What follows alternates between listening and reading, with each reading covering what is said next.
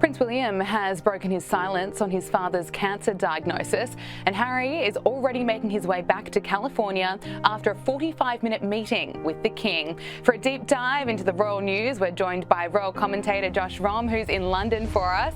Josh, great to be with you. Let's start with Prince William. He's thanked well-wishers for their support at a gala in London. I'd like to take this opportunity to say thank you also for the kind messages of support for Catherine and for my father, especially in recent days. It means a great deal to us all. It's fair to say the past few weeks have had a rather medical focus, so I thought I'd come to an air ambulance function to get away from it all. What do you make of his message?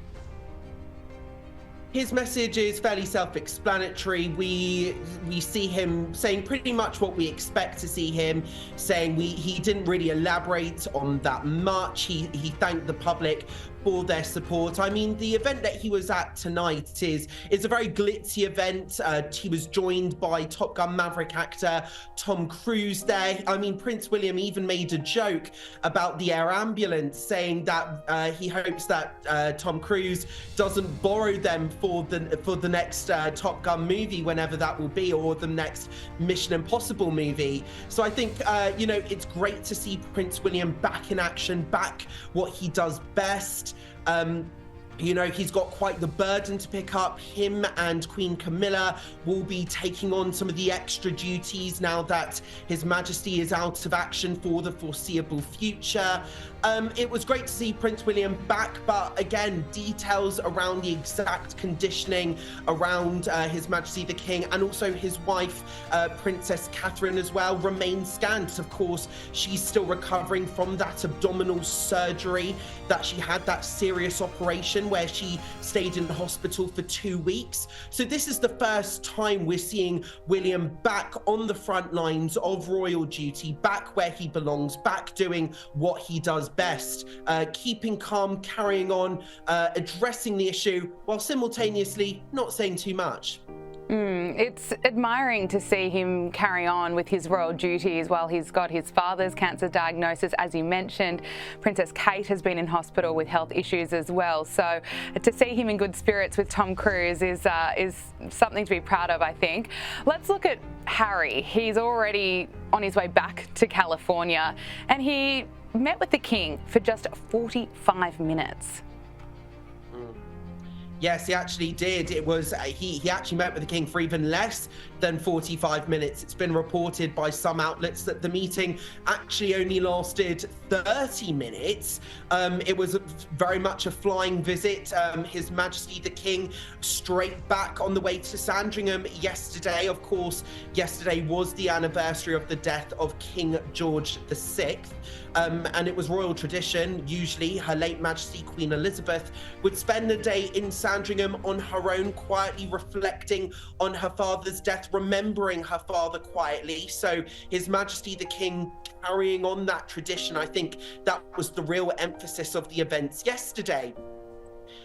However, what's very interestingly that's been reported today is actually His Majesty the King and the Queen Camilla.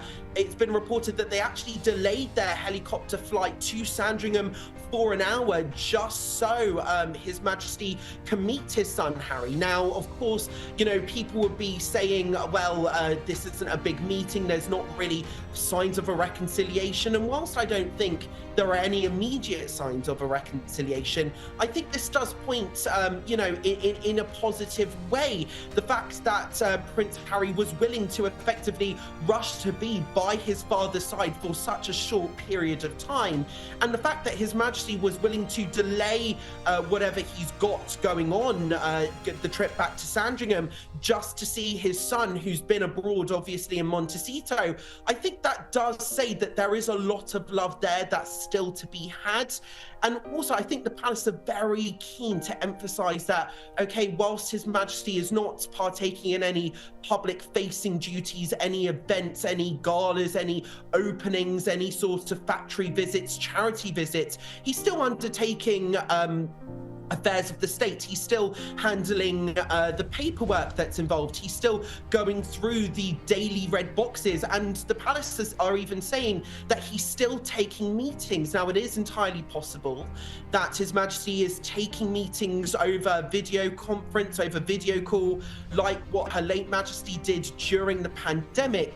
But I think what's important is the palace is still very keen to emphasize that whilst the king is traveling to and from London for meetings and to obviously partake in this outpatient treatment, they're keen to emphasize he's still active, he's still involved, he's still taking meetings, and he's still apart from this diagnosis, in good enough health to partake or to get involved and still do certain duties, behind the scenes duties that involve important affairs of the state.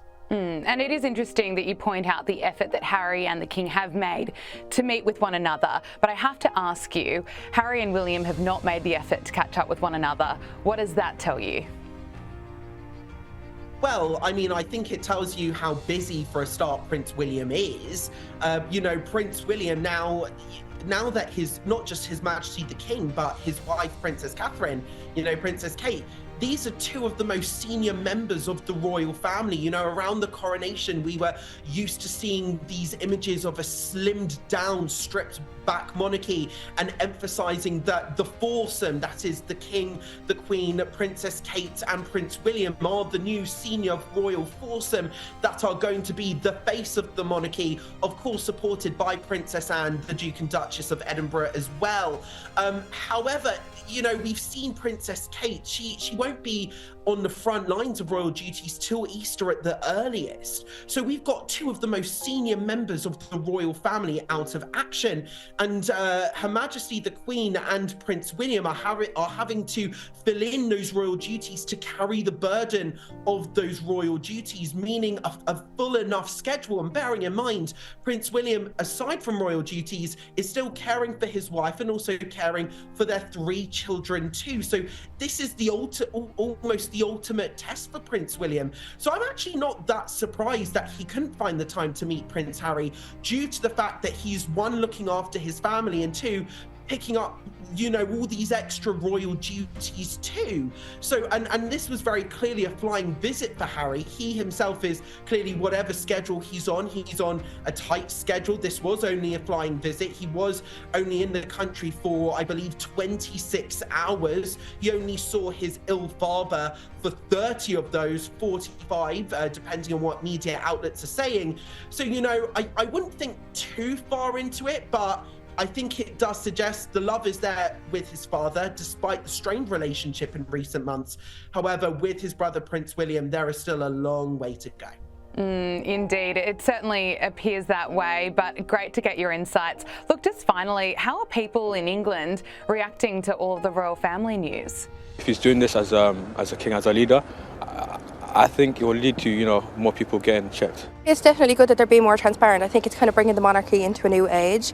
I think, given how private everything was before.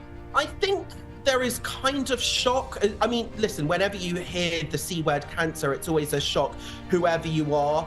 When it comes to the king, we heard slight whispers about what may or may not have been going on. Originally he was due to go into the London clinic for the treatment for the enlarged prostate, and then the palace were quick to saying, oh, it will be a quick recovery time, he'll be in hospital for 1 or 2 days, quick recovery time, he'll be back in action soon. But then he was in hospital over the weekend for at least 3 days before returning to the palace. And then, of course, there was this announcement. So I think there was shock. However, there is also a lot of optimism in the air, not just by the palace, but the Prime Minister Rishi Sunak saying that he looks forward to seeing the king back in action as soon as possible. So there is optimism that the king will have a recovery. The fact that he's receiving outpatient treatment and he's not undergoing extended periods in hospital, and again, the fact that he's still well enough to undertake paperwork, behind the scenes duties, affairs of the state, these are all encouraging signs. Saying that, I think what it does highlight to the British public it's how vulnerable the monarchy is at the moment. The fact that both Princess Kate and also Prince William are both not Prince William, both Princess Kate and His Majesty the King are both out of action at the moment. And there's a question of who's going to step up. Prince Andrew, of course, going nowhere near royal duties, not allowed. He's the disgraced prince. And then we've got Prince Harry in Montecito in America, very much away from the royal family, by choice, of course, but saying that we've got, you know, the family is in a very vulnerable position. And you know, we have this effectively a 5 to 10 year gap before any of the more junior members, the kids, so to speak, Earl of Wessex, Lady Louise Windsor, Prince George, Princess Charlotte, Prince Louis, we've got a long period of time before some of these kids might come of age where they start taking on the burden of royal duties. And there's of course the emphasis of the slimmed down, stripped back monarchy. But the question remains, how stripped back can it be in order for it to be not just sustainable, but also, dare I say, survivable? Josh Rom, great to get your insights. Thank you so much. We really appreciate you coming on the program, and it won't be long until we'll be speaking to you again soon. Thank you.